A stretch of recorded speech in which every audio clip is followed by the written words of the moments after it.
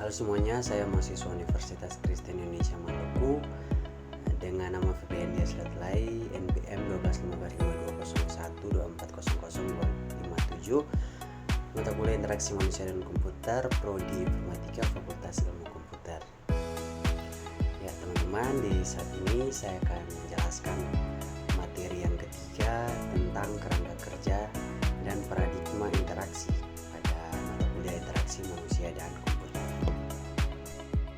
Dengan pokok-pokok pembahasan yang saya akan bahas hari ini, yaitu yang pertama kerangka kerja interaksi, yang kedua siklus interaksi, yang ketiga ergonomi, yang keempat prinsip-prinsip ergonomi, dan yang kelima gaya interaksi. Ya, kita masuk pada pembahasan yang pertama, poin yang pertama tentang kerangka kerja interaksi. Ya teman-teman, jadi kerangka kerja interaksi adalah struktur atau model yang digunakan untuk memahami bagaimana manusia berinteraksi dengan komputer. Nah, kerangka ini membantu perancang sistem agar interaksi antara pengguna dan sistem menjadi efektif, efisien, dan mudah digunakan. Contohnya sendiri pada model input, proses, dan output, yang mana input merupakan pengguna memasukkan data, yang kedua proses, yang dimana proses ini merupakan sistem mengolah data, dan yang ketiga yaitu output, yang mana output tersendiri adalah sistem yang menampilkan hasil dari proses yang dijalankan. Kita masuk pada poin yang kedua, penjelasan yang kedua tentang siklus interaksi, mana siklus interaksi ini adalah proses berulang yang terjadi saat pengguna berkomunikasi dengan sistem komputer untuk mencapai suatu tujuan. Artinya bahwa setiap kali kita menggunakan komputer atau aplikasi, kita selalu melalui tahap-tahap tertentu secara terus-menerus atau looping berulang. Nah, kita bisa lihat bersama di sini. Yang pertama, looping tersendiri proses berulang antara pengguna itu antara lain yang pertama tujuan. Karena tujuan ini memiliki tujuan agar dapat dicapai. Yang kedua, aksi. Yang ketiga, pemrosesan atau sistem processing. Yang keempat, output hasil. Dan yang kelima, evaluasi atau feedback dari hasil yang sudah dibuat. Kita masuk pada poin selanjutnya, yaitu ergonomi. Nah teman-teman, apa sih itu ergonomi? Ya, ergonomi merupakan ilmu yang mempelajari bagaimana kita merancang alat, sistem, dan lingkungan kerja agar sesuai dengan kemampuan dan kenyamanan manusia.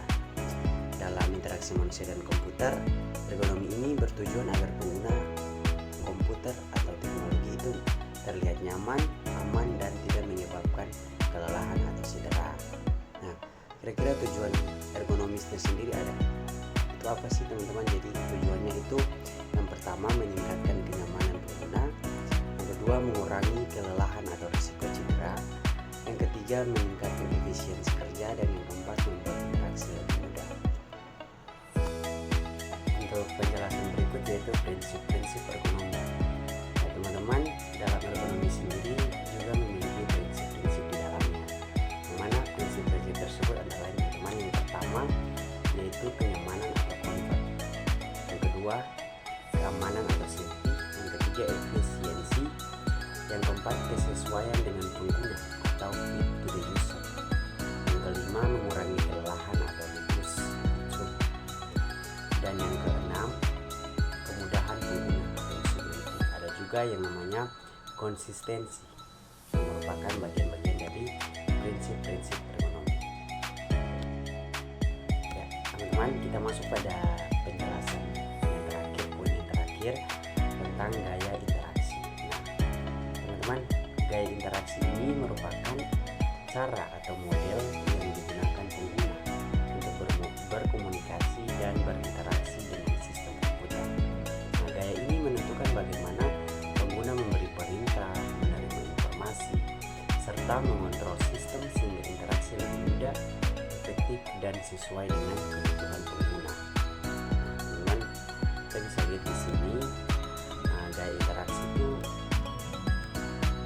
berkomunikasi dan gaya pengguna berkomunikasi dan berinteraksi dengan sistem komputer itu yang pertama command line interface, yang yang mana komandan ini pengguna mengetik perintah teks. Yang kedua yaitu menu, yang mana pengguna memilih opsi dari daftar menu yang ada. Yang ketiga grafik atau user interface. Nah, user interface ini pengguna berinteraksi melalui elemen grafis seperti iklan, icon, tombol, dan jendela. Yang keempat, form atau pengisian formulir. Teman-teman juga bisa berinteraksi dengan komputer dengan mengisi formulir yang ada. Yang kelima, direction manipulation, mana pengguna dapat memanipulasi objek secara langsung dengan menggunakan mouse atau perangkat lain di dalamnya. Dan yang terakhir yaitu touch interaction interface, di mana teman-teman bisa melihat ikon-ikon daripada software yang ada pada komputer dan teman-teman bisa mengklik yang disebut dengan touch interface. Ya baik teman-teman, di sini ada 4 referensi yang saya pakai untuk membuat video ini. Semoga video ini dapat bermanfaat bagi teman-teman. Sekian.